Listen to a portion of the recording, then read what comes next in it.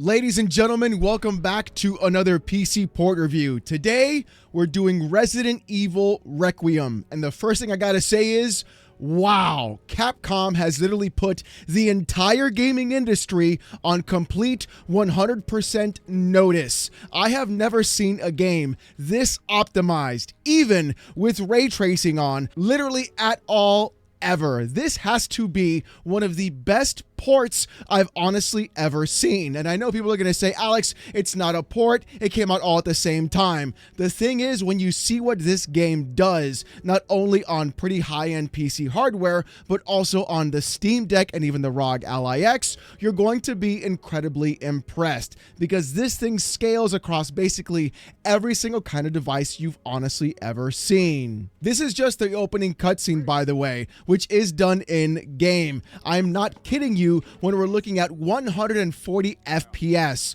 on high settings, no ray tracing, and no upscaling, and no frame gen. This is what I've been looking for with PC gaming for an incredibly long time, and what I want so many other developers to catch up on and do. It's almost like Unreal Engine may in fact be the real problem in gaming. Now, Capcom hasn't always been great with their PC ports. Monster Hunter Wilds, for example, with their Denuvo DRM multiple checks, but I feel like they've redeemed themselves specifically with this game. Let's go ahead and jump into Grace's section and check it out.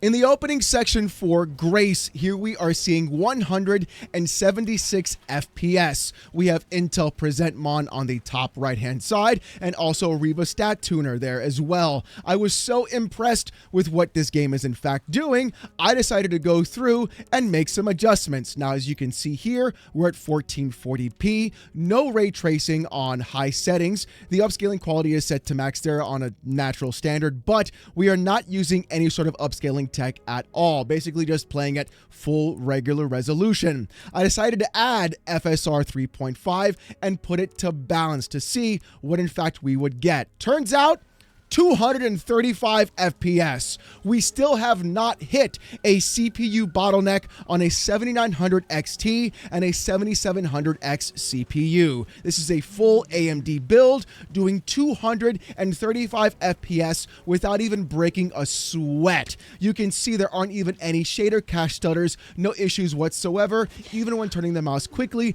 nothing coming along that end either. This is absolutely sublime across every sense of the word. With the GPU being used at 95%, being close to being flush, but not all the way, CPU cores and threads spread evenly across the board, 45% all the way up to 56%, only one core and thread, which is core 15, going around to 65 to 70% as well. It is incredibly astonishing what this game has done, but I want to take things a little bit further.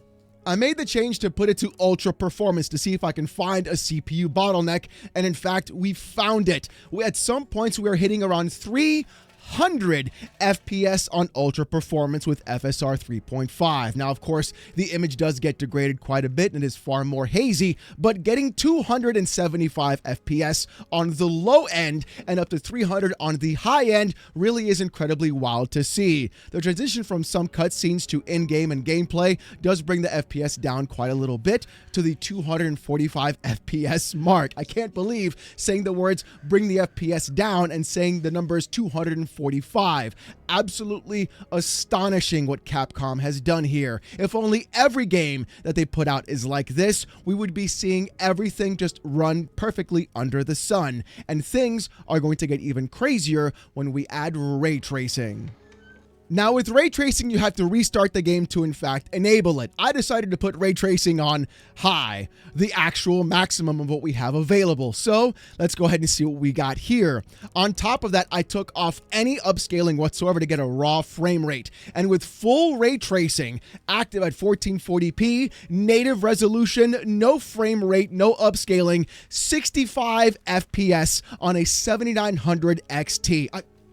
It's beautiful. It's absolutely beautiful. Some cases getting 70 FPS in even certain sections. This is exactly what I want PC ports to do. And I'm someone who doesn't like ray tracing at all in my video games, simply because of the amount of horsepower needed and the way that games are treating ray tracing as an actual replacement, not giving any availability for even good optimization. But this takes the actual cake. So I decided to go one step even further. Let's do ray tracing with some upscaling and see what we actually get. We kept ray tracing on high, but then moved AMD FSR 3.5 all the way up to quality, not even performance or balanced. And we are getting a silky smooth 131 FPS with full ray tracing and AMD FSR 3.5 and a good quality image as well. No stutters, no lag, no shader cache issues, no issues when turning the mouse. Everything just runs the way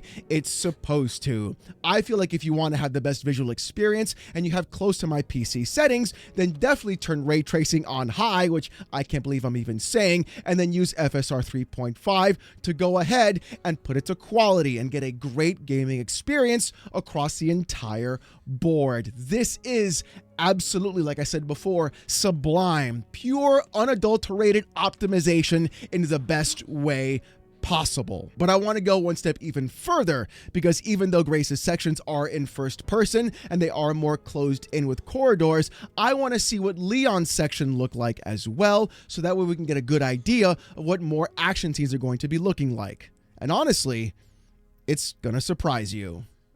With Leon's section, I wanted to keep things as equal as possible, so I turned off any ray tracing for now and also removed any upscaling as well, keeping all the other settings around the high to max mark as well, like we saw with Grace. And the thing is, Leon's section is going to be far more intense and impactful than what we normally saw otherwise. Even though we are not upscaling at all, on the outside with more people in the area, we're getting 115 FPS at 1440p. CPU cores and threads look fantastic and even nice across the board. And VRAM allocated is sitting at 12 gigs, while VRAM dedicated is sitting at 8 gigs. So I'm sorry I didn't catch this earlier, but if you're on an 8 gigabyte card, you may as well just be perfectly fine, honestly, even in today's day and age. RAM allocated is 14 gigs, RAM dedicated is 4 gigs. So even at 16 gigs of RAM, you are sitting pretty. Even with all this happening right now on screen, we are getting 94 to 100 FPS,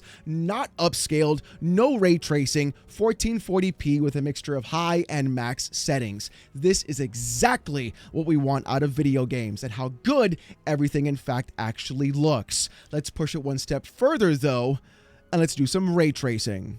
With ray tracing on high and not even any upscaling whatsoever, we're still getting 100 FPS in this section. Still incredibly well done. Of course, we're still looking at really great CPU usage and also very low frame times as well, with no issues across the board or stuttering. This is amazing. The fact that we're still getting a high FPS even with high ray tracing and no upscaling and no frame gen on an AMD GPU goes to show that developers who do the right thing and actually provide proper optimization can really create fantastic video games with good stuff across the board. The better part though is when we add any sort of upscaling as well, things get even better.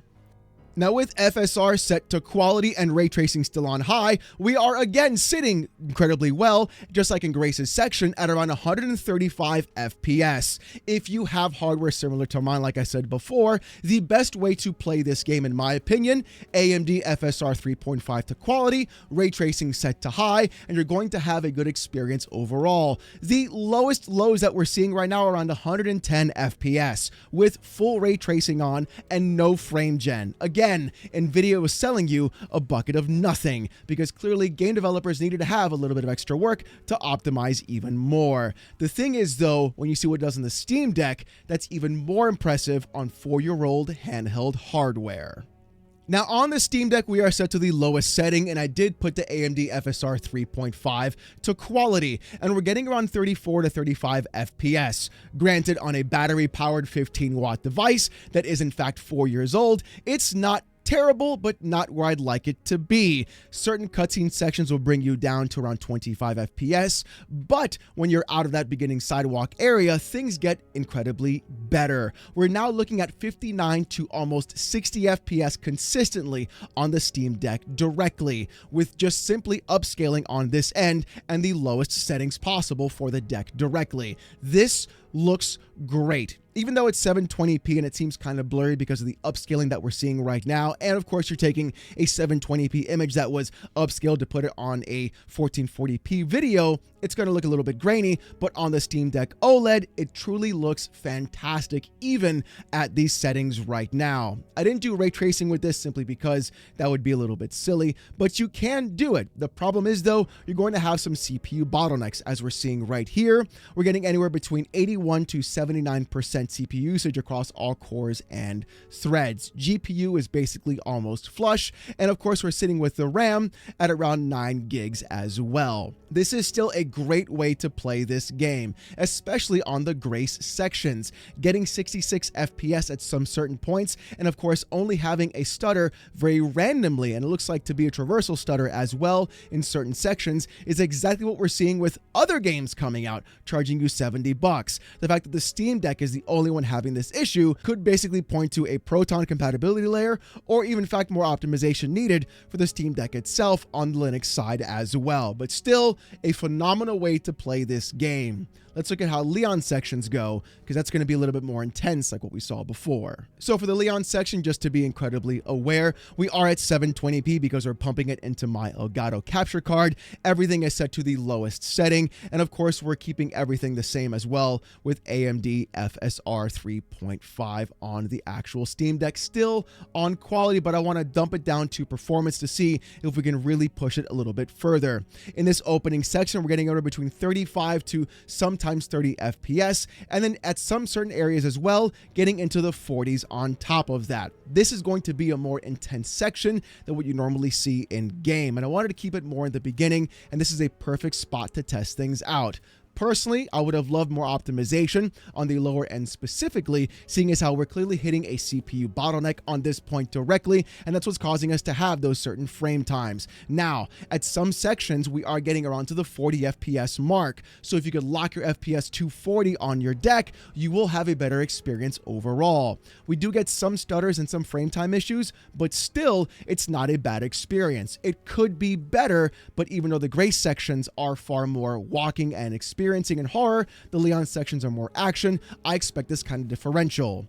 The Asus ROG Ally X, though, is also as equally impressive. Now, the ROG Ally X I set to 1080p, and the reason for that is because this is a 1080p device, and I wanted to play native resolution. We're also at the 25 watt setting for turbo. On the Grace section, you're clearly seeing 60 FPS at the exact same settings that we had onto the Steam Deck. If you have a ROG Ally X, you're going to have a great experience overall. Getting 75 FPS in certain Grace sections as well at 1080p on the Ally X really goes to show the amount of horsepower this little device has, even though it does cost around $1,000, which is incredibly expensive in my opinion. Still a good experience overall, especially for the Grace section as well. Things still look good. Very few frame time issues, very small concerns with what's going on, and we're still seeing some GPU headroom as well. So we do have some open area that we could push forward if we really wanted to, a little bit higher than Steam Deck settings as well, to flush the GPU on top of that. CPU cores and threads still look good, and plenty of availability for headroom to push this even further as well. On the Leon section, things get a little bit hazy as well, like we saw before with the Steam Deck at those exact same settings. Nothing was in fact changed. Still getting that 30 to 35 FPS in this section, mostly because there's a lot of stuff going on screen, and this is exactly why I wanted to use this section specifically to test. Basically, what we're seeing right now is regardless of what frame rate or resolution you put this on, you're going to be seeing those issues across the board simply because this is a huge area with lots of NPCs running by and things like that. I moved it down to performance to match the Steam Deck, and now we're getting around 49 to 45 FPS. Still around 10 to 15% better than the Steam Deck, But the thing is, you're playing it at 1080p and not 720p. So either way, regardless of what handheld device you have, you're going to have a good experience overall with some minor tweaking and adjustments to get to the right frame rate that you want and then cap the FPS on your screen to have a good experience. I need to be upfront with this. Capcom completely knocked it out of the park across every single thing that I've ever seen. Handheld devices play well, PC devices play well, everything runs the way it should, and gamers are going to definitely enjoy this kind of game. If only Capcom would specifically do this for all of their games, we would be having a fantastic set of games specifically from this company, literally putting every other developer to shame on the PC gaming space. There is no excuse anymore for any other dev to not have a game play this well, look this good, or run this well, or scale this well across any piece of hardware. And we're doing it with hardware that is in fact incredibly old already, especially with the Steam Deck itself. And even then, my GPU is not top of the line either, and neither is my CPU. This is a good overall benchmark of what you can see. And personally, if you're a Resident Evil fan and you definitely enjoy the series and you have a decent PC, you're going to have a great time, even if you only have a Steam Deck or a ROG Ally as well, or even then an older PC on top of this. Capcom, you did it again. Good job. But you know what, ladies and gentlemen, I want to hear what you got to say about this in the comment section down below. What's your experience with Resident Evil Requiem? How are you enjoying the game? And also, what performance are you getting with your system? If you want to see more PC port reviews as well, subscribe to the channel. We're on our way to 110K, and we are doing other kinds of content as well. Thank you guys so much for watching. Hope you have a great one, and I'll see you gooners next time.